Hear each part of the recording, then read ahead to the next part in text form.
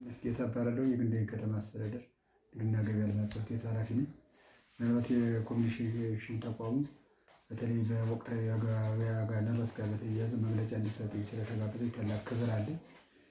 ምናልባት ከደሞዝ ጭማሪ ጋር በተያያዘ የዋጋ ንረትን ለመከላከል መንግስት የዋጋ ንረት በተለይ ደሞዝ ጭማሪ ከተደረገ ማግስት ጀምሮ መንግስት የተለያዩ መግለጫዎችን ሲሰጥ ቆይቷል።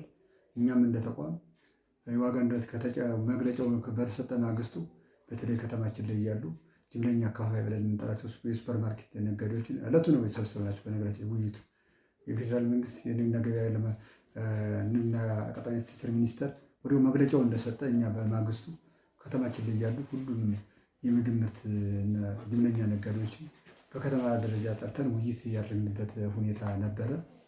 ምናልባት በውይይት ጋር በተያያዘ ለበርካታ ጊዜ እስካሁን ባለው ወደ 4 ጊዜ አካባቢ ነጋዴዎችን አወያይተናል። በአራት ማለት በተለይ ከእነዚህ ነጋዴዎች በተደጋጋሚ በተለይ ኢንዱስትሪ ምርት የሚያቀርቡ የጅምለኛ ነጋዴ ብለን የምንጠራቸውን በከተማ ደረጃ ጠርተን ውይይት አድርገናል። መነሻ ምክንያታቸውን በነገራችን ላይ የዋጋ ንረት ሁለት ዋና ዋና ምክንያቶች ናቸው ያሉት። የመጀመሪያው ኢኮኖሚያዊ ምክንያት ነው። ሁለተኛው ሰው ሰራሽ ምክንያት ነው። እንግዲህ ኢኮኖሚያዊ ምክንያት ብለን የምንጠራው የመጀመሪያው ዋናው ከዶላር ምንዛሬ ጋር እና እንዲሁ ከነዳጅ ጋር የተያያዙ ኬዞች ጋር የሚያያዝ ነው። እሱ ከላይኛው መዋቅር በተለይ በፌዴራል መንግስት ላይ ጋር የሚታይ ነው። ሁለተኛው ሰው ሰራሽ ምክንያት እኛ እንደ ተቋም እየሰራን ያለ ነው። በተለይ ሰው ሰራሽ ምክንያትም እና ስግብግብ ነጋዴዎች የሚፈጥሩን አሻጥር ለማድረግ ለበርካታ ጊዜ መድረኮችን በማመቻቸት የግንዛቤ ፈጠራ ስራዎችን ሰርተናል።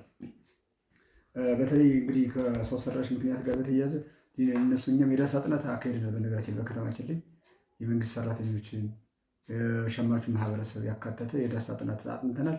በጥናቱም ያገኘነው ግኝት በተለይ 60% የሚሆነው ለአሁንም ጉዳይ ላይ 30 ብርም አለ 60 ብርም አለ። ያው ምናልባት የፀጉር ቤቶች የአሰራር ሁኔታ ሊለያይ ይችላል።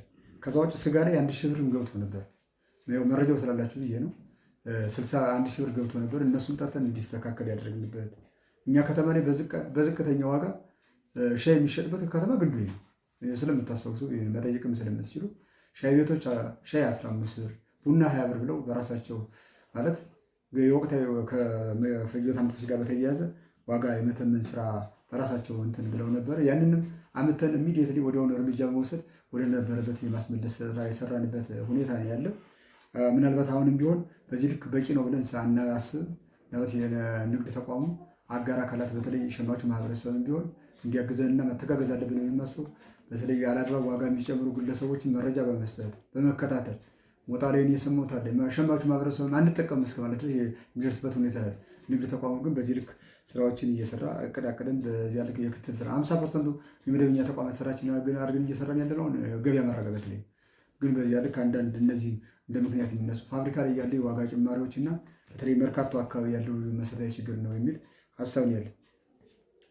ሌላው ምናልባት ከኢንዱስትሪ ምርቶች ጋር በተያያዘ አሁን ስኳር እኛ ከአዲስ አበባ ላይም በባለፉትም ምርት አቅርበን ነበረ። ፈሳሽ ዘይት ከጂናድ 1443 ከ80 አካባቢ አምጥተን በ1460 ብር እያሰራጨን ነበር ያለንበት። ያው ትራንስፖርትና ጫኝ አውራጅ ብቻ ነበር። አሁን ያ ዘይት 1631 ብር ደርሷል። ጂናድ እንግዲህ የመንግስት የልማት ድርጅት ነው። ወቅታዊ ምክንያቱም ደግሞ ከታክስ ጋር የተያያዙ መነሻ ምክንያቶች እንዳሉ እንዲወሰድልን እንፈልጋለሁ። እኛም እንደ ተቋም አሁንም የምንሰጡን ማስተያየቶች ህዝባችን የሚሰጠን እና እኛም ባደረግነው ክትትል ከዚህ በላይ መስራት እንዳለብን አጋር አካላትም ድርሻቸውን መወጣት እንዳለበት አምናለሁ። ከዛ ውጭ ከኑሮ ውድነት ጋር እንዲሁ መፍትሄ ብዬ የማስበው እኛም እየሰራናቸው ያለን ስራ የመጀመሪያው ሸማች ህብረት ስራ ማህበራትን ማጠናከር እንደ መንግስት የመጀመሪያ ትኩረት አድርገን መስራት አለብን የሚል ሀሳብ ነው ያለን። ሸማች ህብረት ስራ ማህበራት የኢንዱስትሪ ምርትም የግብርና ምርትም እንዲያቀርቡ ምቹ ሁኔታ መፈጠር አለባቸው። የሸማች ህብረት ስራ ማነቆች መፈታት አለባቸው። አሁን እኛ እንደ ከተማም እየገጠመን ያለ ሸማች ህብረት ስራ ማለት በቂ በጀት የላቸው። የኢንዱስትሪ ምርትም የሸቀጥ ምርትም ለማቅረብ አንዱ ማነቆ እንደሆነ እንድትረዱልኝ ይፈልጋለሁ። ሌላው ምርትና ምርታማነትን ማሳደግ በተለይ አንዱ መፍትሄ ይሆናል ብለን የምናስበው። ሶስተኛው ሁሉም ባለድርሻ አካላት በተለይ የንግድ ተቋሙ ባለድርሻ ሸማች ህብረት ስራ ማህበራትም ፕላስ ዛት ሸማቹ ማህበረሰብ ቢሆን ህገወጦች መታገል በኩል ውስንነት ስላለ ገቢው እንዲሁም አሸማጋይ ሆኖ የሚመጣ እኛ አሽገን ስንመጣ አሸማጋይ ሆኖ የሚመጣ የሸማች ማህበረሰብ አለ። እሱን በጋራ መተጋገልና ማስተካከል አለብን የሚል ሀሳብ ነው ያለኝ። ሌላው እንደ ከተማ አስተዳደር ኑሮ ውድነትን ለመረጋጋት እስካሁን ያቀረብናቸው ምርቶች አሉ። ዘይት ከሐምሌ 1 እስካሁን ድረስ 35778 ሊትር አቅርበናል።